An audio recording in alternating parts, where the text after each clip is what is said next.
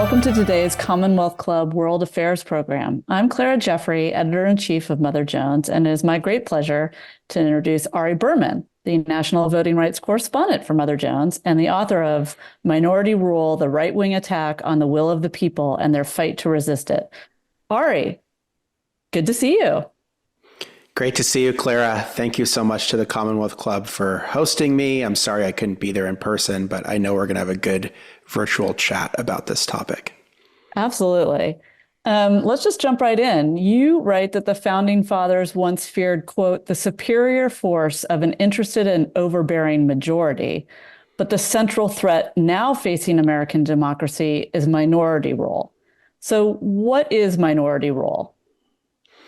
Minority rule, as I describe it, is a shrinking conservative white minority trying to wield a majority of power by disenfranchising and dampening the voices of a diverse new American majority. And the story I tell in the book is that there's these anti-democratic institutions that date all the way back to the founding period, but then layered on top of that is this new anti-democratic movement to try to constrain a new majority through things like voter suppression, gerrymandering, dark money, et cetera, et cetera. So we both have minority rule in a longer term sense, but then we have this new threat of minority rule layered on top of that.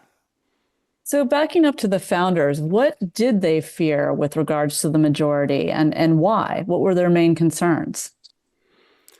Well, they were concerned about democracy more broadly. And there was this tension among the founding fathers because the Declaration of Independence has all this utopian rhetoric that basically says that democracy is based on the consent of the governed. And the early political institutions in America, the state legislatures and the state constitutions that were created after 1776 were actually quite democratic for the time. Office holding was reduced for white men, and there were a lot of town meetings, things like that, frequent interactions between legislators and their constituents.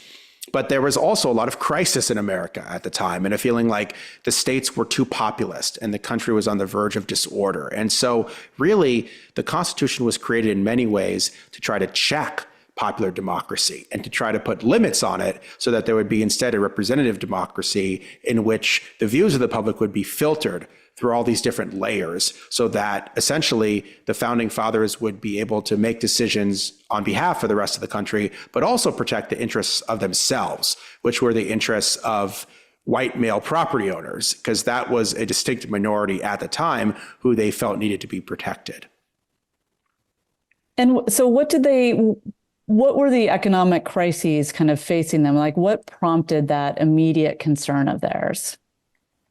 So in the 1780s, there was a major economic crisis. And this was something that I was not really aware of until I started researching the book, because we don't hear that much about it relative to things like the Great Depression. But basically, there was a major economic crisis that hit farmers who were 90% of the population the hardest. And basically what happened is they had no money to pay off their debts. And so suddenly all these people started going to jail because they couldn't pay off their debts. And they wanted to pay off their debts using essentially paper money, which was quite rare at the time compared to things like coins, which were much more popular. This essentially led to massive inflation.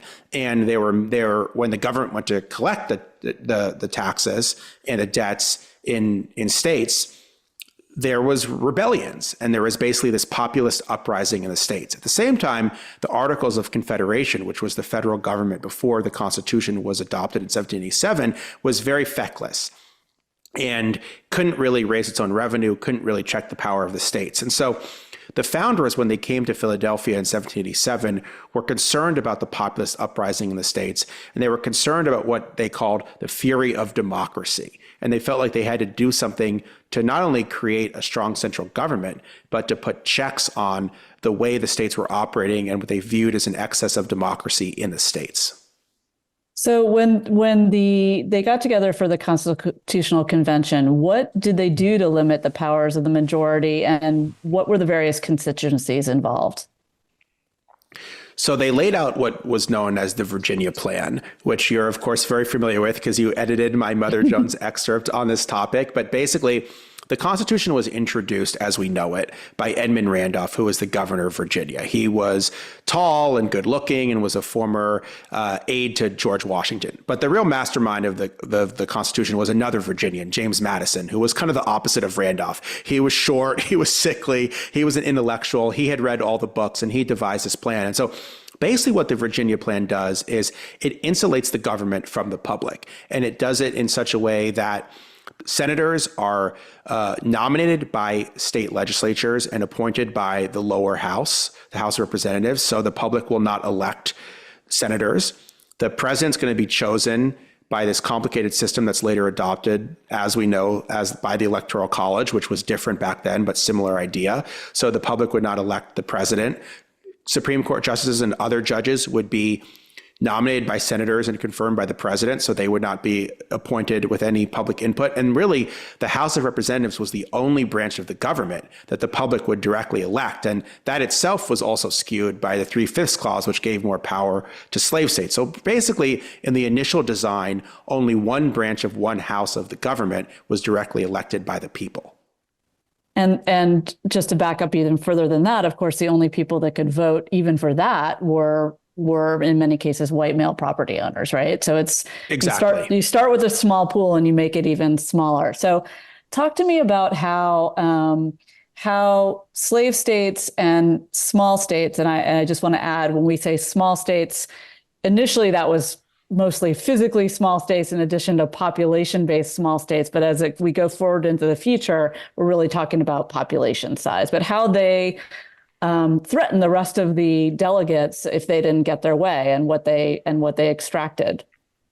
Yeah, so basically both the small states and the slave states, which are two distinct minorities at the time of the ratification, essentially hold the Constitution hostage. First, the small states do it in the Senate. So James Madison envisions the Senate as an elite body, but he wants it to operate on the basis of majority rule, meaning he wants senators to be these elite white men who make decisions for everyone, but he wants them to be based on proportional representation, meaning that the largest states will get more senators than the smaller states, because that's how the government will maintain its legitimacy, by representing the greatest number of people. And this huge fight breaks out between the large states and the small states. And the small states want the same number of senators as the large states. And basically, the small states threaten to leave the Union if the large states don't accede to their demands. And there's this amazing scene that I describe in the book where the Attorney General of Delaware, Gunning Bedford Jr., who's a classmate of James Madison at Princeton, stands up and basically tells Madison and the delegates from Virginia and Pennsylvania and Massachusetts, the largest states,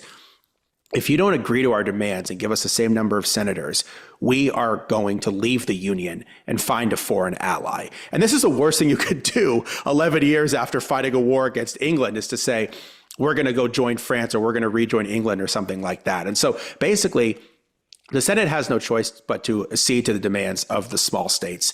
And each state is given the same number of senators. And Madison is very unhappy about this. He says it's going to allow a more trifling minority than ever to control the body. Then with the House, which is really the only Democratic elected part of the new government, the slave states say the same thing. They say that they're outnumbered by the free states, so they want express protection for their enslaved population. And there's a long debate about this, and this complicated arrangement called the 3/5 clause is worked out, where basically enslaved people are treated as 3/5 of a person for purposes of representation. What this means is that the slave states get a third more representatives in the House than if they had not been counted at all. And because the Electoral College is based on representation in the House and the Senate, along with total population, this means that when it comes to picking the president, the small states and the slave states have much more power than they would have otherwise. And I give this stat in the book that's really crazy, that 10 of the first 12 U.S. presidents were slaveholders, 18 of the first 31 Supreme Court justices were slaveholders, and basically every Speaker of the House for the first 4 decades of the country were slaveholders. So this was built into the governing institutions of the time. I mean, it's really galling to think about that, that enslaved people were counted in a way that helped the people enslaving them, and to keep them enslaved, essentially, like, because they had more representation, that allowed this, horrible original sin of the country to be perpetuated. And not only that, but it gave them an incentive to bring in more slaves, right? If they knew that they didn't have to give them any rights, but they would still get more representation as well. And the interesting thing about all of these compromises, first off, they're called compromises, but they're really concessions. And that secondly, there's a lot of debate about these kind of things. I think there's a general telling of the Constitution that there's a lot of unanimity on these decisions, but there's a lot of dissent about these things. Very prominent founders are criticizing senators having equal representation or the slave states having more representation. And so that makes it interesting when you talk about originalism, this idea that the Constitution should be interpreted as the framers intended. Well, how did the framers intend it? Because if you're going to quote James Madison on the Senate, you have to quote the fact that he didn't like the structure of the U.S. Senate in terms of how it turned out. And if you're going to quote the Three-Fifths Clause, you have to understand that a number of the founders were uncomfortable with the fact that they were essentially encouraging slavery. And even at the time, slaveholders were a minority of the delegates, and they were a minority of states. But basically what you see is, as a result of these kind of compromises or these kind of concessions, these privileged minorities have more power. And then, of course, some of those problems have gotten dramatically worse today. That, of course, we've gotten rid of the Three-Fifths Clause. But when we come to the U.S. Senate, for example, the gap between large and small states is so much bigger than it was in 1790 when Madison was warning about the consequences of this. So it's interesting. I think you note that around the time of the Constitutional Convention, that Virginia had 12 times as much sort of representational power, say, as Rhode Island because of the Three-Fifths Clause. But put another way, fast forward to 2024. Can you describe how much a person like me who lives in California is disadvantaged electorally over a person who, say, lives in Wyoming? Yeah, this is going to make the Californians on the call very angry, because if you look back in 1790, the largest state, Virginia, had 12 times the population as the smallest state by population, which was Delaware. Rhode Island was very, very similar. You look now, California has 68 times the population of the smallest state by population, Wyoming. That means someone in Wyoming has 68 times the voting power in the Senate as someone from California. Then you look at the Electoral College, because as I said, the Electoral College factors in representation in the Senate and in the House. And what that means is, in the Electoral College, someone from Wyoming has 3.7 times the voting power of someone in California. So even though one state's a safe blue state and one state's a safe red state, that much smaller, sparsely populated red state has far more representation in the Senate and to choose the president than the country's largest and most diverse and one of the most urban states. And so you see a lot of the biases that existed back then have become magnified today, that our system in many ways favors smaller, wider, more conservative states as opposed to larger, more diverse, more urban states. And at a time of increased political polarization, at a time of increased geographic sorting, those kind of distortions, those kind of inequities that existed at the time have gotten worse, not better. I feel like people have not really internalized this at all. If you think about it, just to take California again, the most diverse state, as you just pointed out, the fifth largest economy in the world, is being kind of, massively screwed over when it comes to its relative power in the United States government.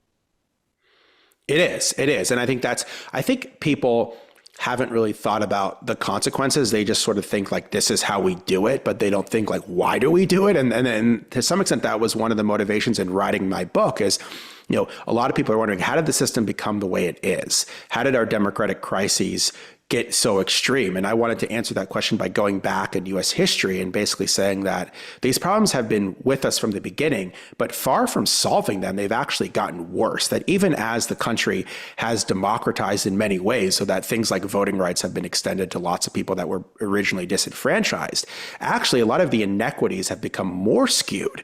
And the equal representation in the Senate, for example, is more of a danger now than it was in 1790. Or the Electoral College has even more biases than it might have had back then, even if electors follow the popular vote of the winner of their state. And so I think instead of accepting the system as is, we have to ask, why is the system the way it is? And then, of course, there's a question of how can we actually change it? Yeah, getting to one possible change, it was so interesting reading this book and looking back at in 2013 out here in California, a VC, Tim Draper, tried to get a proposal on the ballot, statewide ballot, to split California into 3 states. This wasn't the first time this has been brought up. There have also been schemes for 6 Californias or 11 Californias, and it was sort of a running joke, but maybe it shouldn't be. I mean, when we really look at this, can we force the Dakotas to recombine? Like, what are any possible remedies to this, especially when you consider the sort of, what's called the big sort that's going on, where people are moving to be around people that are more like them politically. What are some possible remedies to this, even if they're sort of far off in the distance, that you might imagine could happen?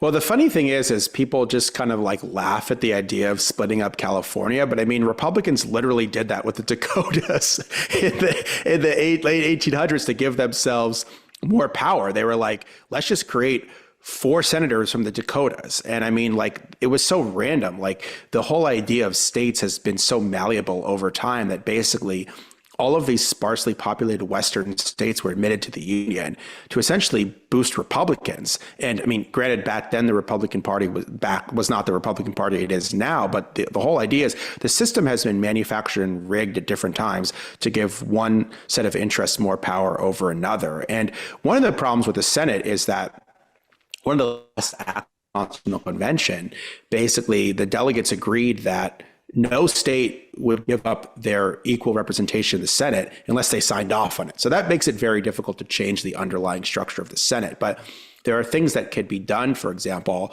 like if Washington, D.C. and Puerto Rico were admitted as new states, and there's been an effort at this. And in fact, in D.C., there was a constitutional amendment that got pretty far. That would make the Senate more reflective of the country. But I think basically the Senate remains a problem. And then the Senate is also not just a problem based on the way it's structured, but then, of course, the rules of the body, too, so that even when there are majorities in the Senate, those majorities can't really rule because of the filibuster and other tactics. And so one of the things that's fascinating to me is that the Senate is a place where minority rule is essentially rule rather than the exception. That if you look at over the last 2 decades, for example, Republicans have only represented more Americans than Democrats once, which was 1998. So from 1998 to 2024, they've only represented more people than Democrats once, but they've controlled the Senate about half the time during that period. So basically, they can get elected with a minority of votes, but they can control a majority of power in the body. And I mean, I just think that goes against the basis idea of what it means to be a democracy and what it means to have one person, one vote.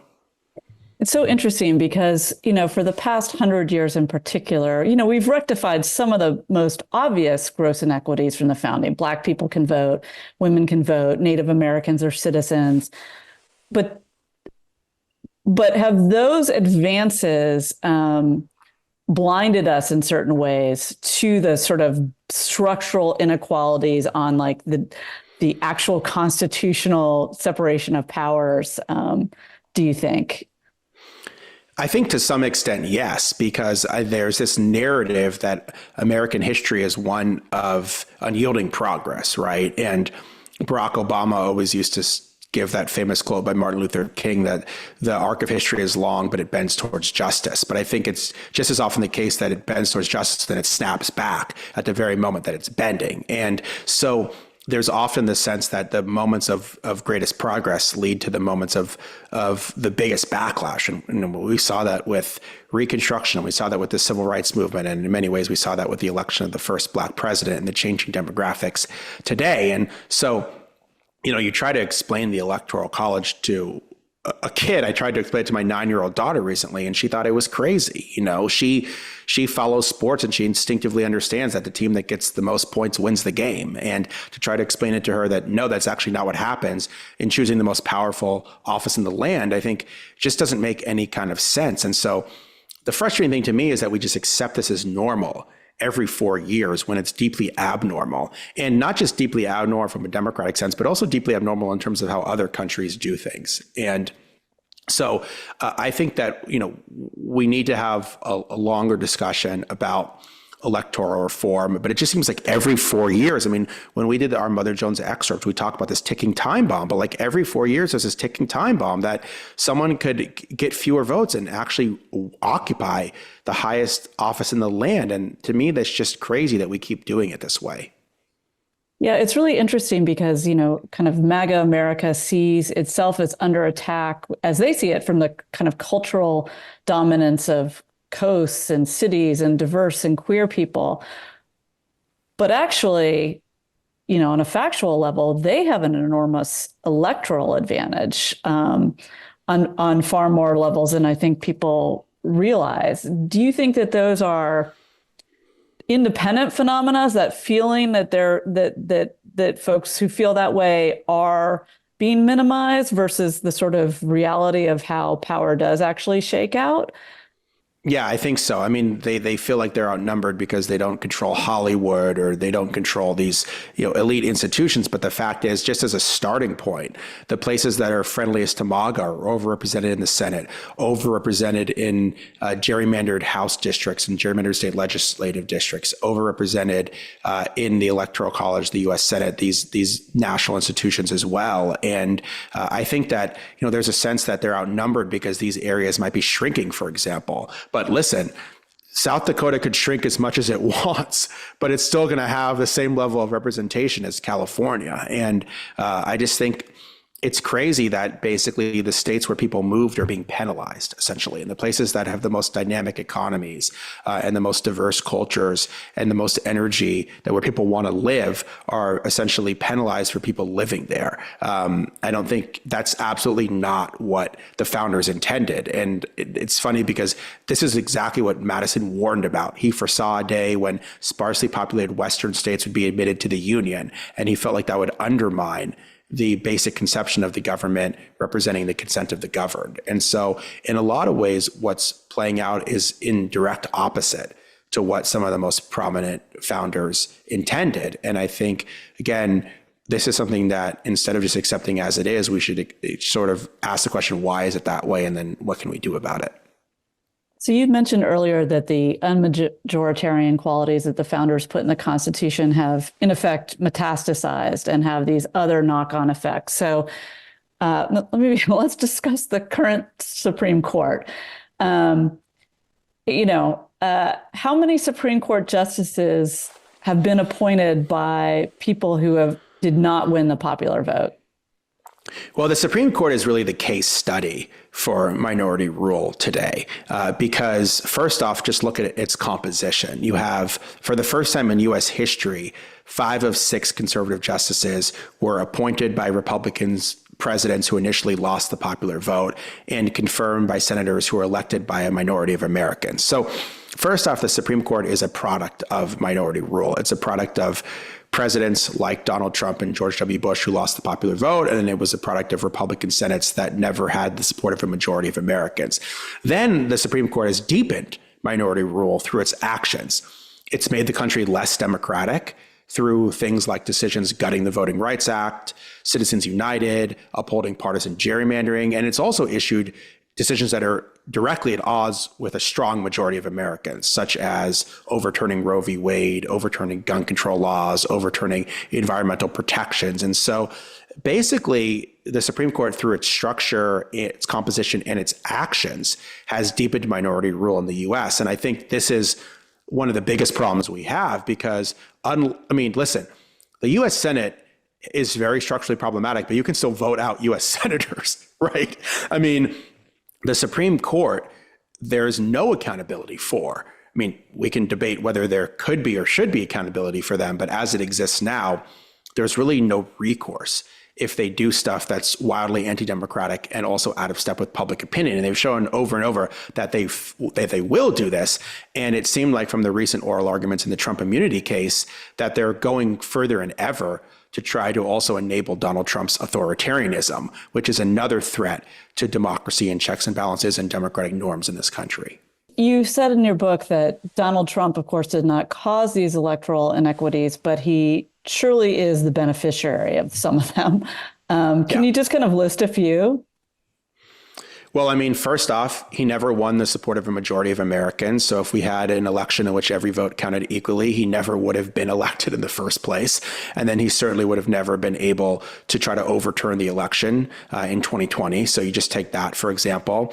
You take the fact that the U.S. Senate, which could have impeached him twice and prevented him from running again. The senators that voted for impeachment on both occasions represented more Americans than the senators that voted to acquit him. It's particularly staggering in the second impeachment case because you had Trump's lawyers during the immunity case saying, oh, well, the U.S. Senate could have just impeached him for the insurrection. Well, you look at the numbers, the 57 senators that voted to impeach Trump represented 76 million more Americans than the 43 senators that voted to acquit him. So, I mean, there was an incredible imbalance in terms of popular support when it came to holding Trump accountable for the insurrection. I mean, that's just two ways. The composition of the Supreme Court, the fact that he had so much power in appointing a third of the Supreme Court, and then the Supreme Court has done all these things that boost him and the Republican Party and his MAGA coalition. So, I mean, you could go, on and on and on, but I think basically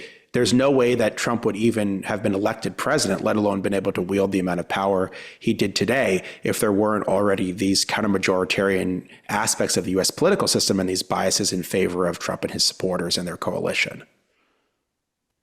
Beyond just Trump, it sure seems convenient for those who are benefiting from these electoral inequalities that we've come to view the Constitution and the founders as sort of a civic religion and its priests.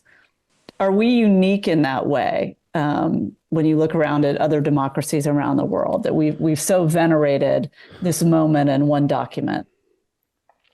Well, I mean, I think probably other countries have similar stories they tell about their culture, but I think what's unique about the American Constitution is it's so difficult to amend. And I think, again, this is another story we tell ourselves, that we can just change the document if we want. And indeed, at various points in our history, we have changed the document. After the Civil War, we changed it. During the Civil Rights Movement, we changed it. But it's very, very difficult to change, requiring the support of 2/3 of the Congress and 3/4 of states. And at the time that polarization is increasing, it's almost impossible to imagine any kind of major constitutional amendment passing. And so what that means is, for the last 50 years, no major constitutional amendments have been adopted. So things with a lot of support, like the Equal Rights Amendment, for example, or voting rights for DC, these are things that were supported by huge majorities.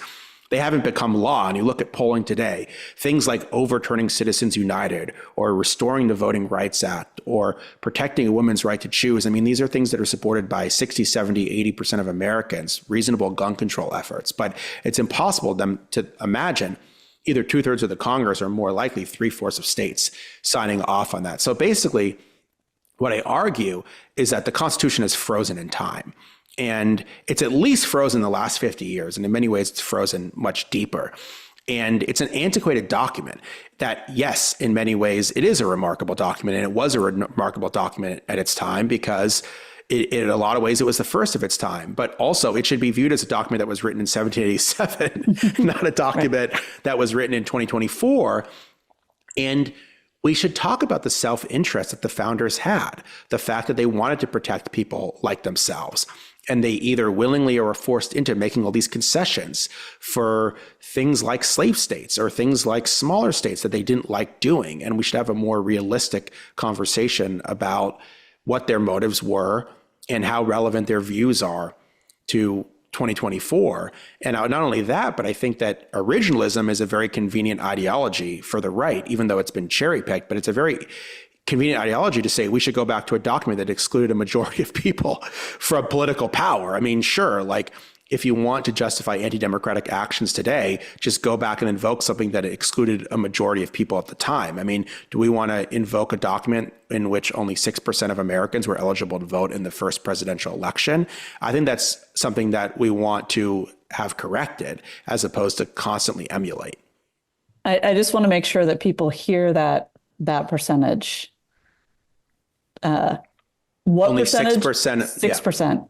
Only Because I think 6% of Americans were eligible to vote in the first presidential election. And because so many states restricted voting or electors were just appointed outright by state legislatures, a much smaller percentage, more like 1% of Americans actually voted in the first presidential election that we had.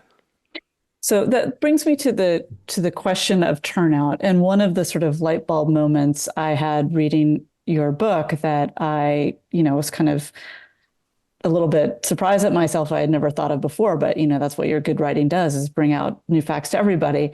What is the effect of the Electoral College on turnout? Well, I mean, it has a majorly suppressive effect on turnout. I mean, first off, your vote doesn't actually count in terms of, like, when you put it in the ballot box, you're then putting it in the hands of an elector, right? So first off, it's not a direct election. But secondly, the election is going to be decided by a half dozen states. So take this election, there's basically 6 battleground states, give or take, that represent about 15% of the country's population. That gives the other 85% very little incentive to vote. So this is the argument that I always make to Republicans who live in Wyoming, for example. That, yeah, you might have more power in the Electoral College than someone from California, but your vote doesn't matter either. So, I mean, or let's just say you're a Republican in California, what's your incentive to vote in a presidential election compared to if you're a Democrat in Wyoming? I mean, the fact is that we've said to 70, 80% of states, your vote doesn't matter in the presidential election. And I think, first off, that gives people less incentive to vote. And then that also affects other races, right? Because the president's not the only race on the ballots. And then fewer people are voting for down ballot races as well. And I just think that it's not just an unfair way to hold elections, but it's also a way that depresses turnout. And I mean, I think it's one of the reasons, not the only reason, but I think it's one of the reasons the US has among the lowest turnouts of any advanced industrial democracy, because we don't have a system that encourages everyone to participate equally. And it seems to me that it stands to reason that as with some of the other factors that you've talked about, this is just getting worse and worse. If I'm a voter, be it a Democrat or a Republican in California, but I know that the state, is most likely to go blue, that gives me less incentive to turn out. But if I'm, in addition to that, a voter of color or a young person, like, it's just further and further attenuated from having people feel like their vote counts. Exactly. It's hard to convince people to turn out if you say that you can't actually affect an outcome, right? And so, not to mention that a lot of the people that are in kind of historically marginalized communities or new voters are living in states in which their vote won't really matter in a presidential election. So yeah, it certainly complicates voter turnout and civic engagement and this whole idea that voting matters, because actually, I mean, to be totally honest, in presidential elections in a lot of state, your vote doesn't really matter. And that's a distressing message to have to tell people. Now, I'm sure you can always find a race in which someone's vote will matter. But often you're saying, you need to vote for city council. You need to vote for a member of Congress. You need to vote for something that people are not really paying attention to as much, as opposed to the race that everyone's paying attention to, in which their vote matters the least. You write that state legislature radicalization helped pave the way for Trump. I'm wondering if you can break that down using Wisconsin perhaps as the example for what kind of happened there.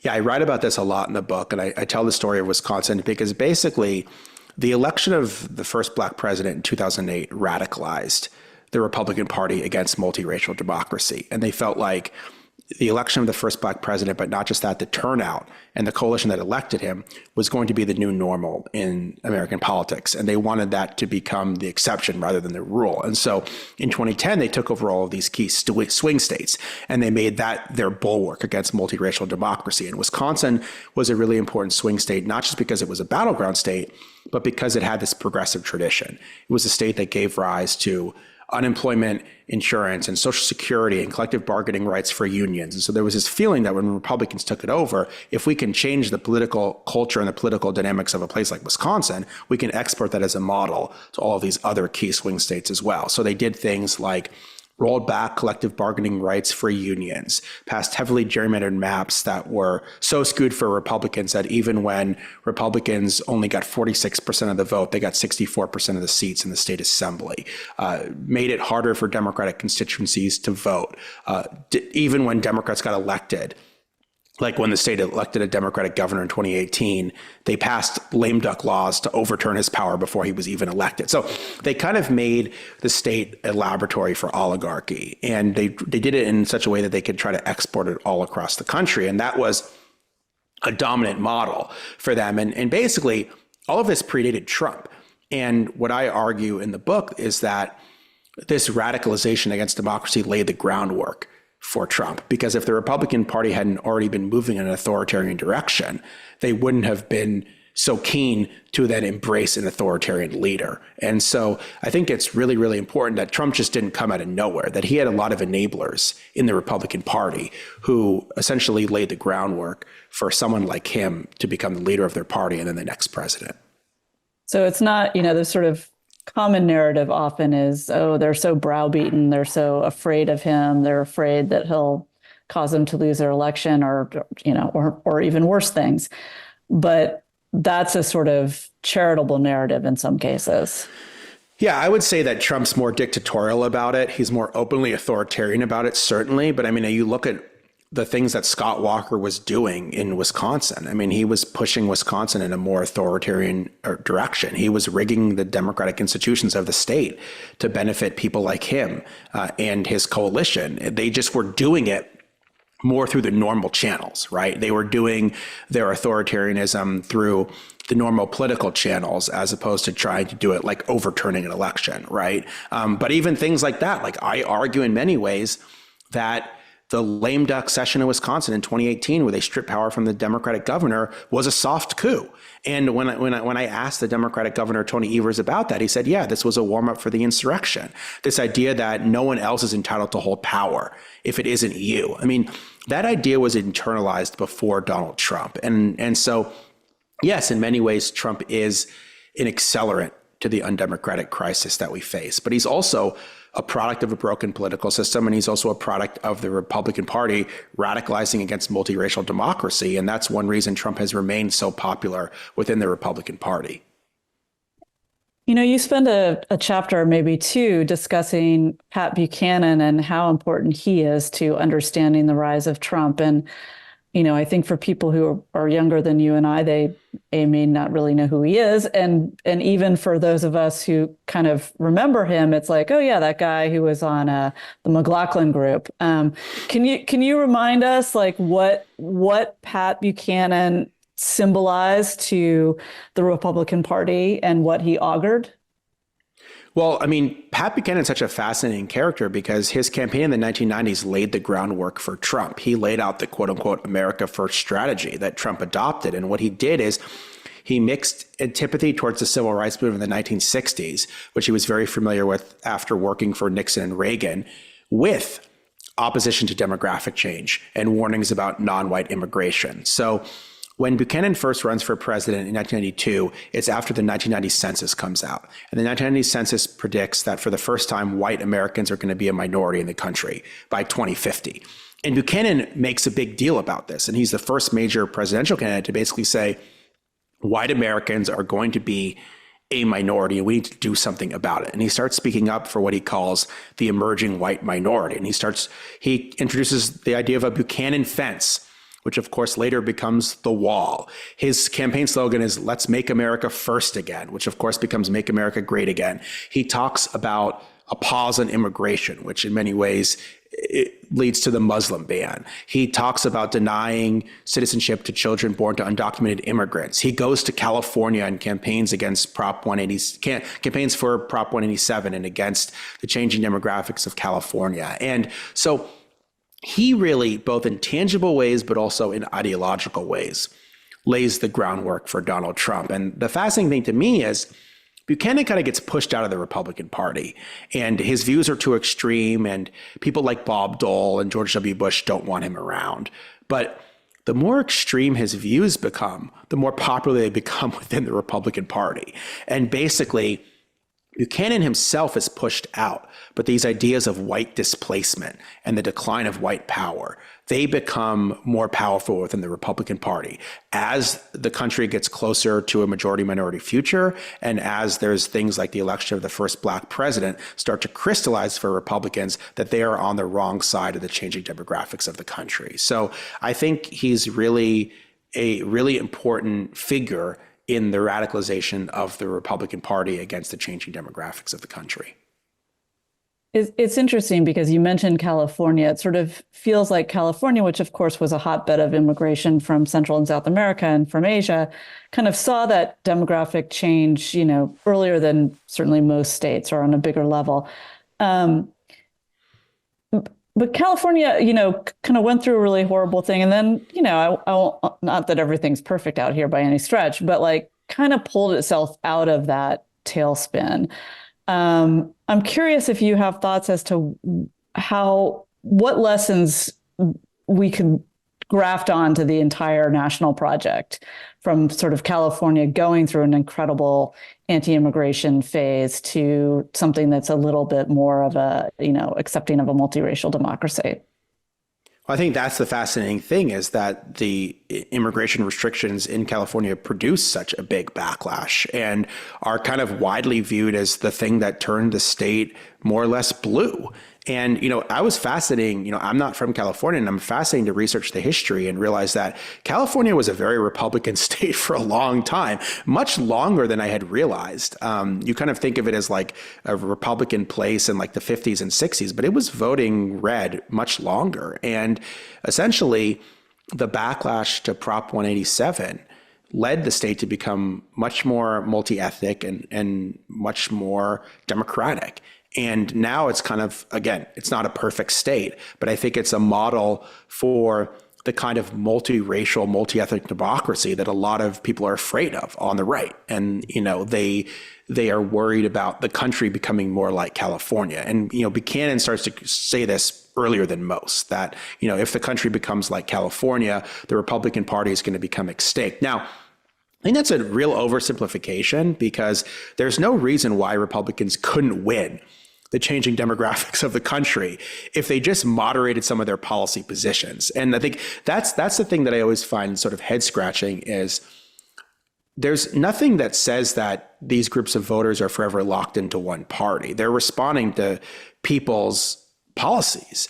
And what we've seen is that the Republican Party has been unable or unwilling to change its policies on issues like immigration. And I think that's led them deeper down this anti-democratic path, this feeling that even if we wanted to change our policies, like after 2012, when the Republican Party did this very famous autopsy, right? And they said, we need to embrace immigration reform. Well, the extreme elements of the party just killed it, right? And that's what we see, every time Mike Johnson cuts a deal with Democrats, Republicans are threatening to oust him from his job. So it's like every time the Republican Party makes any kind of inkling to try to moderate its policies, the extreme faction of the party basically makes it impossible for them to ever become a majority party. And so even in this election where, it looks like maybe the Republicans are drawing more support from, voters of color, or maybe from certain communities, I think they're still a long way from ever being a majority party, and they're still a party that is heavily reliant on white voters as their core base. I want to start kind of weaving in some questions from viewers, and always a good question was one that someone asked. It's like, what in doing this research for this book surprised or shocked you? You've been covering voting rights for more than a decade. What jumped out at you that you didn't know before? I guess the extent to which minority rule is embedded in the system. I mean, for my last book, Give Us the Ballot, it was a history of the Voting Rights Act. So I started in 1965. And so for this one, I went back, and I went all the way back to 1787. And not a historian, but I did a good job of pretending to be one. And it was interesting to just look at how contested some of these ideas were, how much debate there was about these kind of things, how contentious, for example, are the debates over things like the Senate that we talked about were, and just that there's this push and pull between democratic and anti-democratic forces, which seems so new to us in many ways, is as old as the country itself and is really part of the country's DNA, that democracy has always been contested from the very beginning of the country. And I think that was something that I knew, but I don't think I fully appreciated until I fully delved in. It's interesting that, of course, every party anywhere in the world, I mean, people try and press their advantage, right? If you're in the Labour Party or the Tory Party in the UK, you try and set up the game to help your side, or in various ways. But this seems to have gone way past the sort of normal party machinations. What would you kind of attribute that to mostly? Is it mostly the structural constitutional stuff, or the sort of mood of the country? You mean in terms of the strategy of the Republican Party today? Mm-hmm. Well, I mean, I think it's the fact that, like, from the very beginning of the country, elite white power is what the founders wanted to protect. And so I think, like, as we get closer to a day when elite white power is no longer the majority, then there's going to be increasingly aggressive efforts to try to roll that back. And so I think in many ways, it's just like the Republican Party is reacting in the last decade or so to the fact that these changing demographics of the country are having such an impact, and multiracial democracy is becoming more of a norm rather than the exception. And I think, we saw that in 2008, we saw that in 2012, we saw that in 2020. And I mean, even in 2016, the one time Republicans win, they don't even win a majority of votes. So they're never thinking like, okay, we have to become a majority party. They're always thinking like, how can we be a minority party, but wield a majority of power? And I think that's what they've tried to do at the state level, and that's what they've tried to do at the national level as well. And so, when I was reporting this story, I was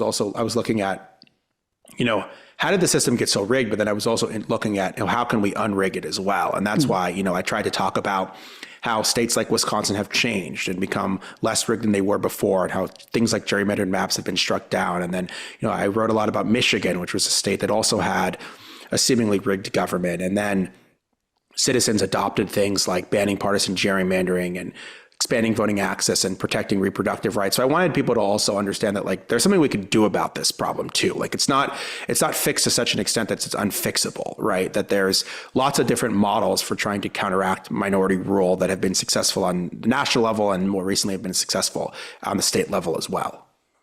I mean, I think one of the, I guess, positive things about the last 8 years or so is that people have really geeked out on the mechanics of democracy and the sort of structural conundrums that this country faces. What are some of the areas where you see people being able to affect change the most quickly, be it in a particular state or on a national level? Yeah, that's a really good point. And I think we've seen an emergence of a real pro-democracy movement in this country in a way that we haven't seen since the 1960s and the 1970s. And I think the effort to rig the system has led to a major effort to try to unrig it as well. And that's why I point to the states, because I think a lot of the most interesting organizing is happening at the state level. And you talk about Michigan. Michigan was a state, not unlike Wisconsin, where Republicans held a majority in the legislature despite winning a minority of votes. It was home to the Flint water crisis. I mean, it seemed like a case study for broken government institutions, for government not responding to the people. And I talk about kind of just how, like, everyday activists decided that they were going to put an initiative on the ballot to ban gerrymandering, which seemed crazy. But, Michigan was one of those states like California where you could put initiatives on the ballot to change the state constitution. And not only did they ban gerrymandering, but they put in place automatic and election day registration. They legalized marijuana. They enshrined abortion rights in the state constitution, all of which the state legislature would have never done. And then in 2022, the state legislature flips from Republicans to Democrats for the first time in 40 years, because the popular vote totals actually lead to a fair distribution of seats, which had not been the case for the previous decade and a half. And then not only that, but Michigan has the highest turnout ever in a midterm election in 2022. It has the highest youth voter turnout in the country. And this is not to say that Michigan is some post-partisan utopia, but it's to say that this is a very contested swing state, in which politics is close to 50-50. But you look at these ballot initiatives, 2/3 of voters are supporting things like banning gerrymandering and making it easier to vote. And the lesson I took away from this is, first off, there's models for unrigging the system. And then two, if we take things out of a D versus R political party construct, there's actually a lot more agreement around protecting democracy and the salience of these issues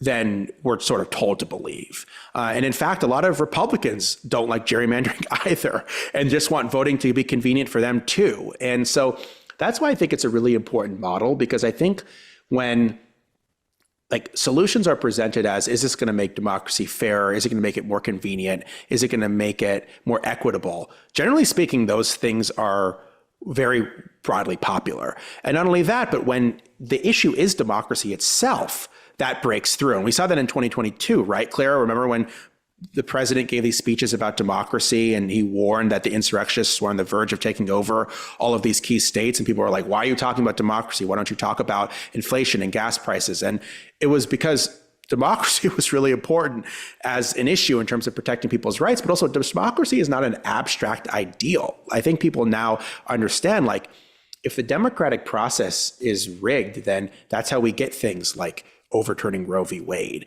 And that's how we get things like striking down gun control. And that's how we get things like dirty air and dirty water. Democracy is not an abstract concern for people. It's an issue that affects things in people's everyday lives as well. It's interesting. You brought up ballot initiatives, and that, I think the sort of politically savvy class used to kind of have a feeling about them that, we shouldn't have so. Out here in California, we have so many. They can be very overwhelming. But the sort of feeling was that's what we elect representatives to do, to sort through these issues. Ordinary people can't figure out how best to regulate dialysis clinics, to toss you an issue that probably means nothing to people outside of California again. But in a system that is so rigged, it seems like ballot initiatives are really becoming an incredibly important lever to affect change and honestly just even registered disagreement with the status quo. I'm curious what you think about that trend overall. I think it's true. And I think, maybe it's gotten out of whack in California. Other states make it a lot harder to get initiatives on the ballot. So there has to be more public support to get something on there. And then therefore, if it gets on there, it usually has a critical mass and a reason for doing so. But I think, basically what particularly kind of pro-democracy and progressive organizers realize is that if things are sort of stacked against them at a federal level, and if there's gerrymandering in many states at the state level, then in the states that allow direct democracy, which is about half of them, that's an end round around the status quo, right? And that there's majority support for a lot of these positions. I'll just give you 3 examples: abortion, gun control, I would say voting rights, and marijuana are all things that have broad majority support. And you put them on the ballot, they're going to get at least 50%. And in most states, they're going to get 60% or more. And so why not do that? If that's the only option available to you, why not do it? I also think there's just something about direct democracy. And again, I'm not really talking about California where there's 600 initiatives on the ballot every cycle, but I'm talking about in Michigan or Ohio where there's going to be 1 or 2 initiatives on the ballot. People are really invested because they're the ones who put it there. And so there's a level of organizing, level in voting that if you can say, I talk about a woman in Michigan who worked at a recycling center and had the idea to ban gerrymandering and got all these people to support it. If she can say, we put this on the ballot, we did this, then that's a much more powerful motivator for people to vote than to say, elect some representative and they may or may not do what we want. So I think direct democracy is also just a great motivating tool to people to feel like they actually have a say in how their democracy works. And it's something that I'd like to see expanded to more states. It's not the only solution. Wisconsin, which is another success story, didn't have direct democracy, doesn't have ballot initiatives in the way that citizens can initiate them, but they just elected a lot of different kind of people over a process of years, and they put attention on races that had been previously neglected, like the state Supreme Court. So the right has very effectively understood the power of a lot of these previously obscure institutions for many, many years, like state Supreme Courts that have a lot of power that people overlooked. And I think it's only recently that people have seen what are some of the institutions that actually have a lot of power where you could affect change. Okay, so the state Supreme Court is going to be, U.S. Supreme Court is going to be really hard to change, right? Well, state Supreme Courts in many places are elected, or they have fixed term limits, or they have mandatory retirement ages, meaning these courts can move and respond to public opinion in a way that the U.S. Supreme Court does not, which isn't to say that all state Supreme Courts are good, because a lot of them are really bad, but it does go to show that you can organize around it in a way that it's much harder to do with the U.S. Supreme Court, for example. That's really interesting. I'm wondering how much you feel, say, Wisconsin ability to push back was something that was unique to Wisconsin, either the strength of its party leaders or particularly, having an elected state Supreme Court, things that levers that aren't available necessarily to people in other states.